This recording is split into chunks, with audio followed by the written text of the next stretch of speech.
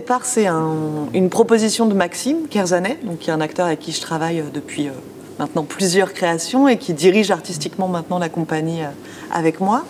Donc, était un désir de travailler à partir de Phèdre de Racine.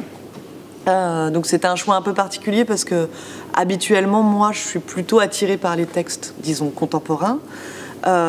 Donc, c'était un peu une entorse à la ligne artistique de la compagnie. Donc pour le suivre, en fait, ce qui s'est passé, c'est qu'il m'a proposé de me lire toute la pièce dans mon salon pour voir un peu comment... Enfin voilà, pour commencer en tout cas le dialogue.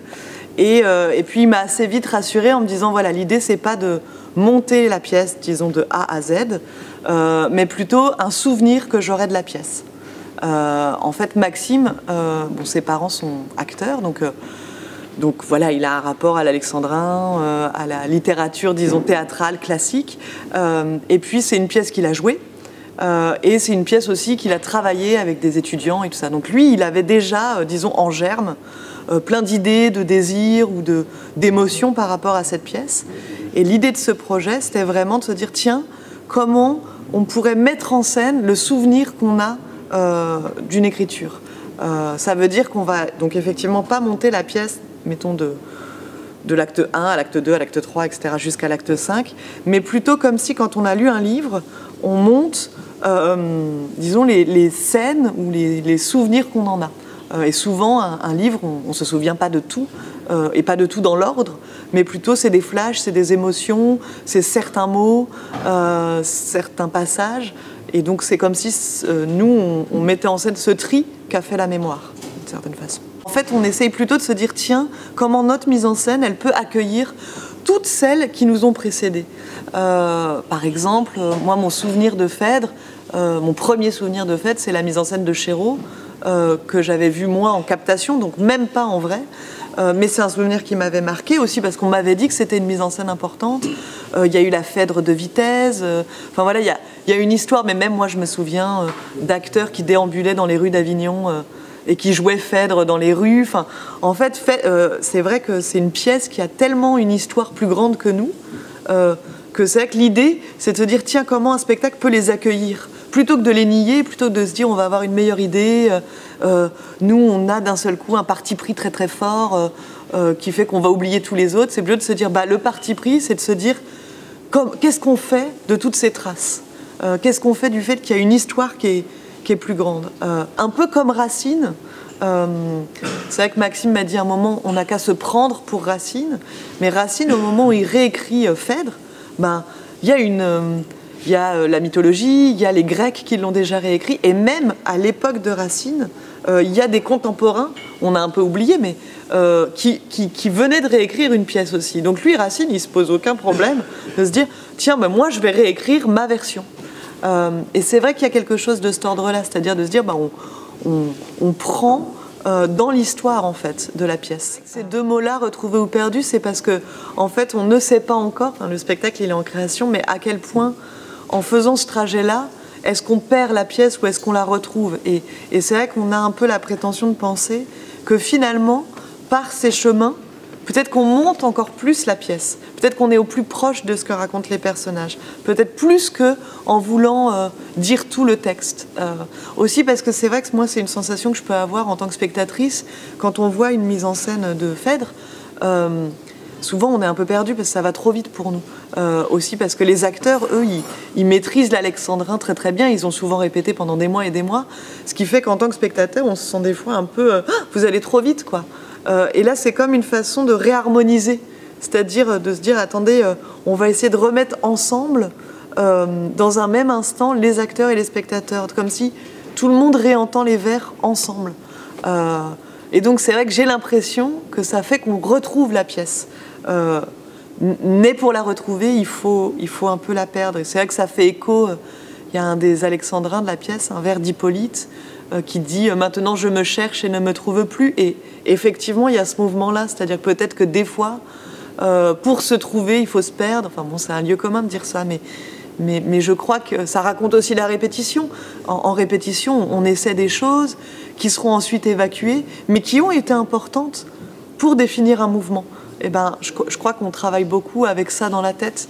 C'est-à-dire qu'il faut parfois prendre des chemins, parfois oublier un peu l'alexandrin, oublier la pièce, pour finalement y revenir. Laisse-toi porter.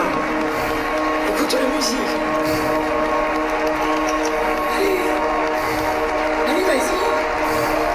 Tu y es. Tu es dans l'arène.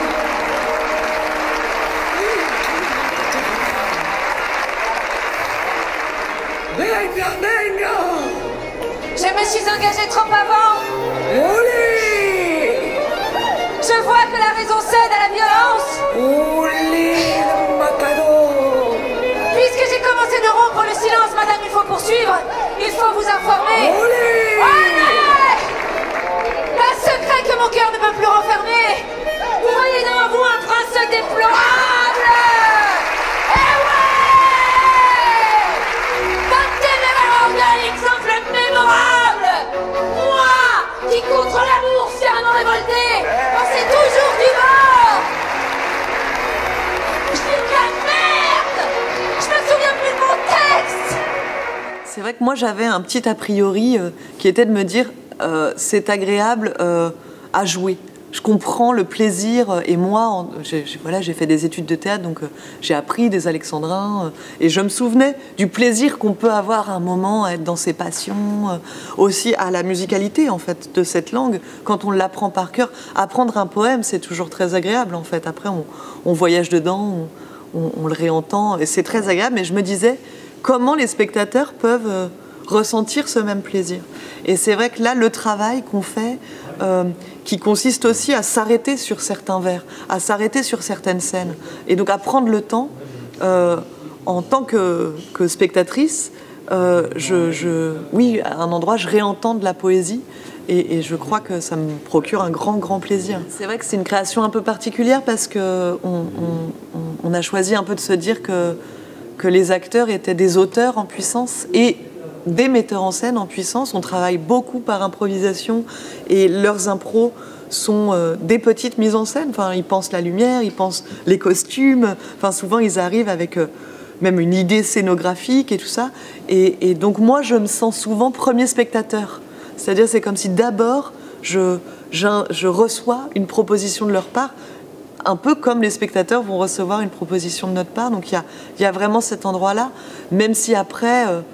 on a gardé l'intitulé mise en scène par commodité et puis parce que c'est vrai qu'à un moment, sans doute, il faut qu'il y ait quelqu'un qui arrête le travail. C'est-à-dire qui vienne dire, bon, on pourrait continuer à travailler, à répéter comme ça indéfiniment. Et moi, je vous propose qu'on arrête là. Donc c'est comme si je venais arrêter un temps de répétition. Mais j'aime bien cette idée de me dire que je suis pas un... C'est vrai qu'on dit souvent que le metteur en scène, c'est le chef d'orchestre. Ce qui sous-entendrait que je les dirige vraiment, alors qu'ils savent la partition qu'ils ont à jouer, en fait. C'est pas moi qui leur transmets une partition, c'est vraiment eux qui l'inventent. Et moi, je viens plutôt leur dire, voilà ce qu'on reçoit ici, en fait. Voilà ce qui se passe en face. Et est-ce que c'est ça que vous vouliez faire ? Est-ce que c'est ce que vous vouliez raconter ? Parce que des fois, on se trompe, en fait. Des fois, quand on est au plateau, on n'a pas conscience de la violence, par exemple, de ce qu'on produit, ou au contraire de la grande tendresse. Donc j'ai l'impression que mon rôle, il consiste à être un premier intermédiaire entre la scène et la salle, à être la première personne qui constate ça. Et j'aime bien cette place-là. Enfin, moi, j'ai fait de la mise en scène parce que je préférais regarder. En fait, il y aura de la musique parce que c'est devenu un outil pour Maxime. C'est comme... voilà, c'est une façon de s'exprimer. Donc il y a le théâtre, il y a évidemment le plateau, puis...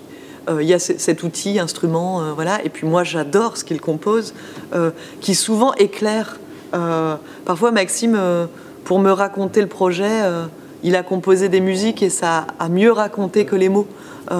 Après, il y aura moins de musique en live, c'est certain, parce qu'on avait envie que ce spectacle soit plutôt un hommage vraiment au plateau, à ce que c'est que le théâtre, aussi dans sa dimension un peu classique. Du coup, on n'avait pas envie... Enfin, je crois que Maxime, il avait envie de jouer. Et que finalement, être derrière les instruments, ça l'empêche un peu. Donc il y aura de la musique, mais qui sera plutôt diffusée. Par contre, c'est vrai que ça sera de la musique composée par Maxime essentiellement. Et avec toujours cette idée de se dire comment la musique, elle nous permet aussi d'accéder à une poésie. Ce qui était, en fait, c'est un peu le chemin inverse. Manset, nous, on avait l'impression, donc Manset, qui était à l'initiative de On voudrait revivre, on avait l'impression que c'était un projet qui nous permettait de faire entendre la poésie de Manset. Mais c'est comme si on est parti de la musique pour aller vers la poésie, et là, finalement, on part de la poésie pour aller vers la musique. C'est-à-dire que c'est un peu des chemins inversés. Mais c'est vraiment de se dire comment ces deux outils dialoguent, en fait. Puis c'est vrai que l'alexandrin s'y prête. C'est une langue musicale. Enfin, c'est un poème et c'est une mélodie, quoi. Donc c'est vrai que ça allait un peu de soi de travailler comme ça. Je vis, je rougis, je pâlis, c'est sa vue. Un trouble s'éleva dans mon âme éperdue. Mes yeux ne voyaient plus. Je ne pouvais parler. Je le vis, je rougis, je pâlis, c'est sa vue. Un trouble s'éleva dans mon âme.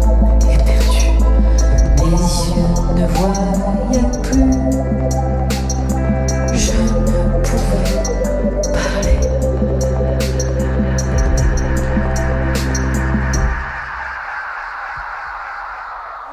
Il y a eu une proposition de Maxime assez rapidement, qui était de demander aux acteurs de jouer des vieux. Mais vraiment pas au sens où on se moquerait de ça, au sens où on convoquerait la vieillesse. Tiens, qu'est-ce que ça veut dire pour moi d'essayer de jouer la vieille Chloé? Qu'est-ce qu'elle sera à 80 ans et comment elle revisitera ça? Et c'est vrai que ça a été un moteur aussi parce que chez les vieilles personnes, il y a à la fois une tenue, enfin voilà, ils se mettent pas, je sais pas comment dire, dans des états comme on peut se mettre quand on est jeune, mais en même temps ça déborde, le corps est moins contrôlé, et du coup on trouvait que ça collait avec l'alexandrin. C'est-à-dire, c'est vrai que cette idée de Phèdre joué par des vieux, ça nous touchait parce qu'on se disait c'est comme si ça permet de faire entendre à la fois la beauté de la langue et puis ces corps qui se délitent. Enfin voilà, il y a toujours un peu ce frottement en fait entre deux mondes. C'est vrai que les vieilles personnes, souvent on se dit ils sont encore très vivants.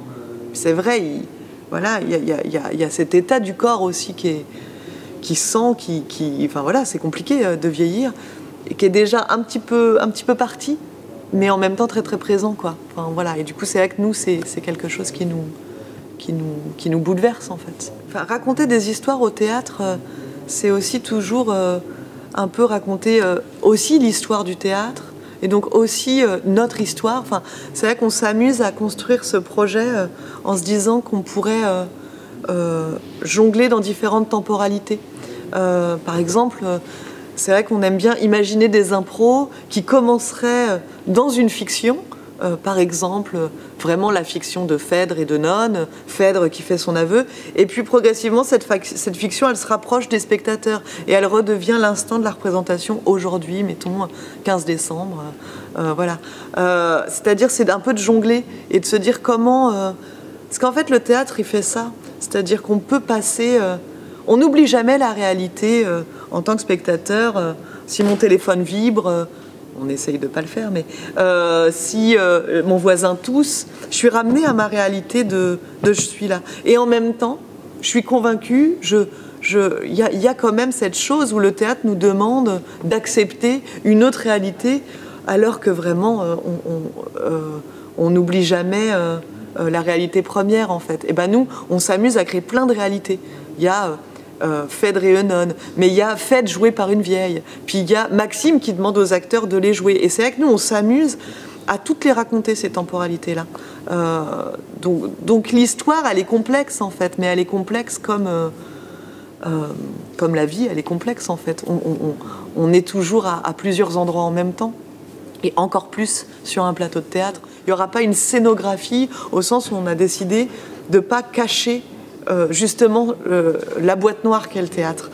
Donc on va jouer avec les lieux qui vont nous accueillir. Par exemple, là on est à l'atelier de la Comédie de Reims, il y a des poteaux, il y a une mezzanine, on voit les projecteurs, on voit les accroches. Et moi j'ai demandé à l'éclairagiste par exemple d'éclairer ça, de pas juste éclairer les acteurs, mais d'éclairer le lieu. Comme si on lui rendait... Enfin, et c'est très beau en fait, comme si c'était notre scénographie, quoi. Comme si on disait « Ah ouais !» c'est ça un théâtre. Et moi, c'est quelque chose qui me bouleverse souvent les spectateurs. Quand ils viennent en répète, par exemple, ils adorent se dire « Ah, mais c'est marrant, je voyais ça plus petit ». Et ben, on a un peu envie de travailler avec ça. Ça ne veut pas dire qu'il n'y aura pas de la magie. Par exemple, on travaille sur un sol, on s'est amusé. La scénographe, elle m'a proposé à ce qu'on cristallise du sel sur le sol, donc ça va briller un peu comme ça. Et puis on aimait bien l'idée du sel, parce que bon, ça fait des échos. Le sel, c'est ce qui cristallise, c'est ce qui permet de conserver. Donc on se disait que tiens, on a conservé les personnages. Puis il y a un acteur qui s'est aussi amusé à se dire c'est le sel des larmes, de toutes ces larmes de la tragédie. Enfin voilà, c'était un matériau qui nous permettait de raconter plein de choses, ou la mère qui se serait retirée. Enfin voilà, il y a tout ça. Donc c'est à la fois travailler sur un élément très poétique, donc le sol, à mon avis, va être quelque chose d'assez poétique, et en même temps utiliser vraiment le lieu théâtre avec sa je sais pas comment dire, sa brutalité, ses issues de secours. Bon, là, je dis ça parce qu'il est en face de moi, là, mais les perches qui descendent, de se dire tiens, comment on rend hommage à ça, en fait. Et du coup, un peu aux gens qui y travaillent, quoi. Parce que c'est ça aussi, c'est un savoir-faire, un théâtre. Et je crois que c'est important qu'on ne le perde pas, parce qu'il a une vraie magie. Dans 1 litre de larmes, il y a 7 grammes de sel. Là, il y a 23 000 litres de larmes.